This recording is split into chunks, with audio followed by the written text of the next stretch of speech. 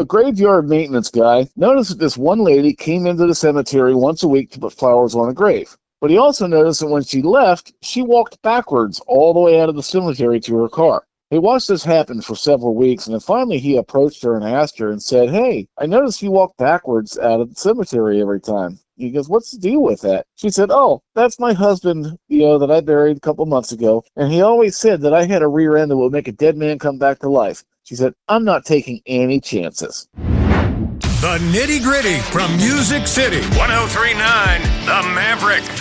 Classic country artists don't lend themselves to a lot of what I call celebrity sleaze, but it might be brewing. How about Keith Urban and J-Lo?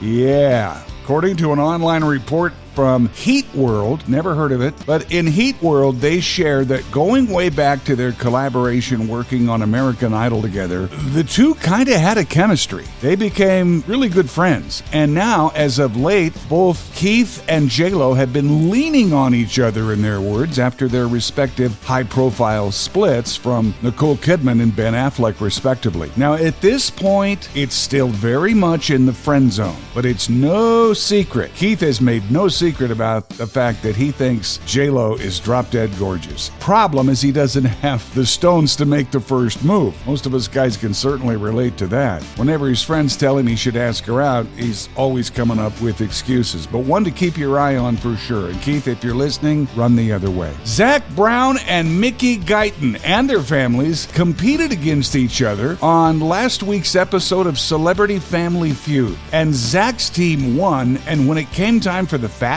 Money round, that part of the show when two contestants must answer 5 questions in 20 seconds to collectively earn at least 200 points, Zach made show history. All right, 20 seconds on the clock, please. They need a trainer on a movie set if they use what dangerous animal? Lion. Name something you might be holding on your birthday. Cake. How often do you buy a new cell phone? 2 years. Name a part of the body people shave. Face. Tell me the worst thing to lose the key to. Car. Let's go! Steve Harvey said his 195 points that Zach accumulated with those responses was the highest Fast Money score he's ever seen. Zach's team won $25,000 for his nonprofit facility, Camp Southern Ground, down in Georgia. And Garth announced a third city on his Blame It All on My Roots tour this week. He's headed for the Windy City.